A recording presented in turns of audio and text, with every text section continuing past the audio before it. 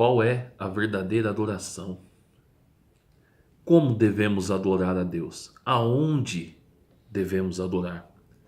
No nosso país existem aproximadamente 30 mil instituições religiosas e todas elas alegam ser de Deus, ser o caminho para chegar até Deus. Todas elas falam que o seu ministério é uma revelação do Espírito Santo. Mas, infelizmente, isso tem causado uma confusão enorme na mente das pessoas e um profundo vazio. Muitas pessoas estão decepcionadas porque, infelizmente, dessas 30 mil instituições, na sua grande maioria, tem envergonhado o nome de Cristo, tem envergonhado o verdadeiro evangelho. Eles, infelizmente, saem pregando qualquer coisa. E por trás desses ministérios, na tua grande maioria, existe sim uma intenção de enriquecimento ilícito, de ficar rico em cima da ignorância, em cima da frustração, em cima do desespero alheio. E aqui no Evangelho de João, no capítulo 4, a mulher de Samaria, aqui, se você quiser conhecer todo o contexto e ler desde o início, eu vou ler a partir do versículo 20, que é aonde surge a pergunta e a resposta para esse assunto. A resposta que veio de Deus, a resposta que veio de Cristo. A resposta que muitas instituições omitem. Saiba você, pessoal, que essas instituições ela não têm interesse nenhum em pregar a verdade. O interesse dessas instituições é escravizar as pessoas. É, através do medo, dominar a vida dessas pessoas, aprisioná-las nas suas instituições. Elas alegam que se essas pessoas não forem para a igreja irão perder sua salvação, que se essas pessoas se afastarem da igreja irão perder sua salvação. Elas alegam que todo o mal que está por trás da vida dessa pessoa porque elas não frequentam as igrejas. Enfim, existem muitos recursos para dominar uma pessoa através do medo, do pânico. Muitas pessoas, infelizmente, elas hoje até querem sair, elas estão percebendo, elas conseguem enxergar pela misericórdia de Deus que estão sendo enganadas, mas elas têm medo, porque essas pessoas, esses falsos profetas dizem que se essas pessoas saírem dessas instituições, na esquina o diabo pega ela. Então, como o Senhor Jesus disse, examinai as escrituras, porque elas sim testificam de mim.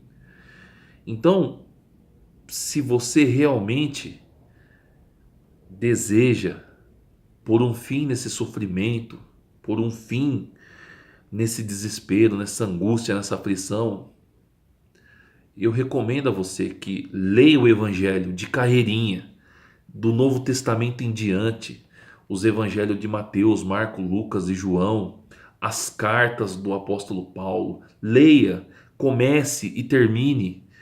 Outra tática que essas instituições usam para enganar as pessoas são os versículos isolados. Eles criam fábulas, histórias em cima de versículos fora de contexto para te enganar. Então, se você está farto, cheio de ser enganado, outra dica que eu quero deixar para você: a Bíblia fala, o Evangelho fala, ele ensina a você a ser um verdadeiro adorador, a forma correta de se adorar. Na Bíblia você vai encontrar resposta no Novo Testamento se você deve ser dizimista ou não, se existem correntes, se existem campanhas, qual é a verdadeira adoração, qual é a verdadeira forma, o que agrada a Deus, o que não agrada, tá tudo aqui, pessoal. Leia, leia, saia da garra desses lobos miseráveis. Então vamos aqui para o versículo 4, a partir do capítulo 20, onde Jesus conversava com aquela mulher de Samaria, e no meio dessa conversa, então surgiu a pergunta. Ela pergunta para Jesus: Mestre, nossos pais adoravam neste monte, vós, entretanto, dizeis que em Jerusalém é o lugar onde se deve adorar. Disse-lhe Jesus: Mulher, podes crer-me que a hora vem, quando nem neste monte, nem em Jerusalém adorareis ao Pai. Vós adorais o que não conheceis, nós adoramos o que conhecemos, porque a salvação vem dos judeus. Mas vem a hora, e já chegou, em que os verdadeiros adoradores adorarão o Pai em espírito e em verdade, porque são estes que o Pai procura para seus adoradores.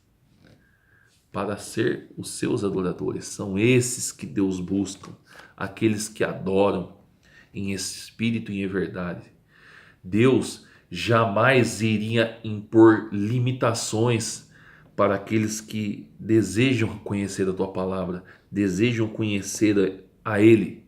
Deus jamais,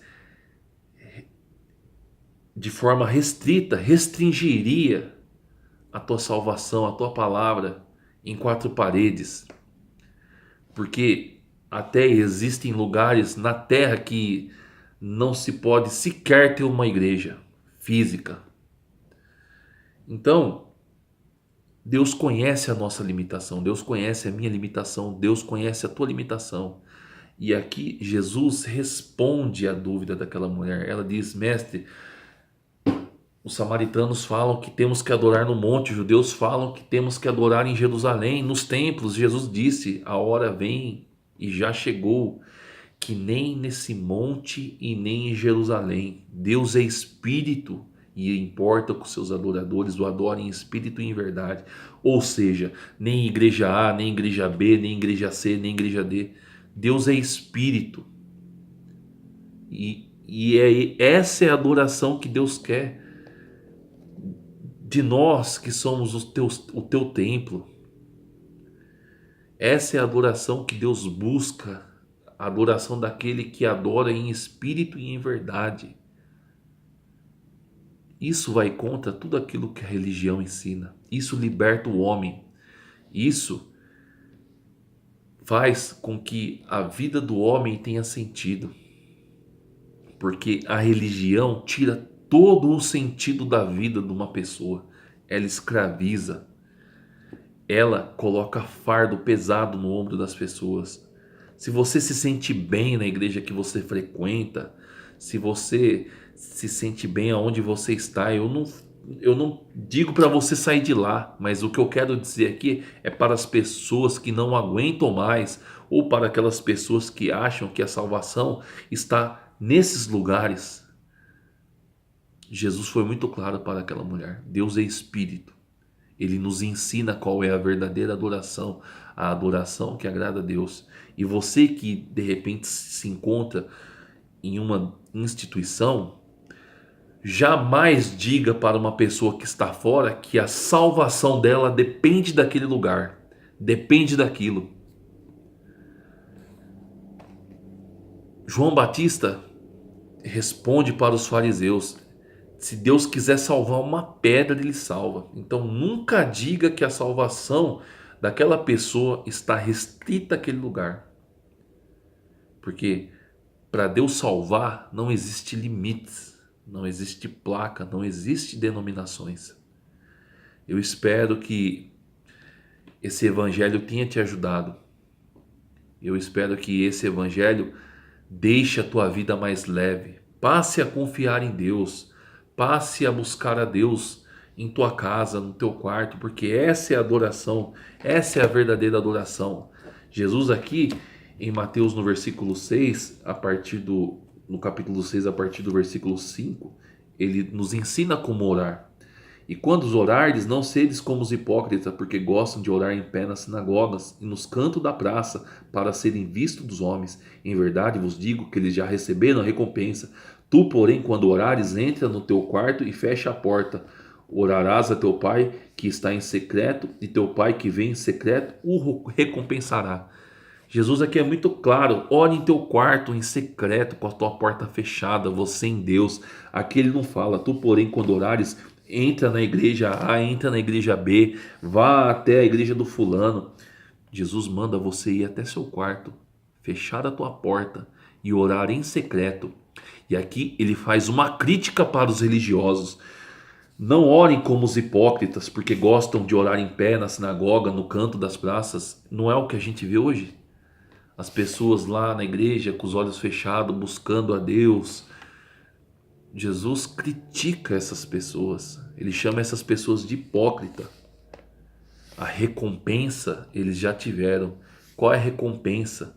A recompensa dessas pessoas é quando elas causam admiração das outras pessoas que olham para aquelas pessoas orando. Quando elas olham e falam: olha, eu queria ter a fé daquele fulano. Ah, um dia eu vou ter a fé dessa pessoa. Quer dizer, aquela oração só serve para causar admiração nos incautos. Não serve para chamar a atenção de Deus. Aqui o evangelho é muito claro, é muito esclarecedor, é muito libertador. Essas verdades aqui extinguiriam muitas denominações da face da terra. Eu espero que isso tenha te ajudado.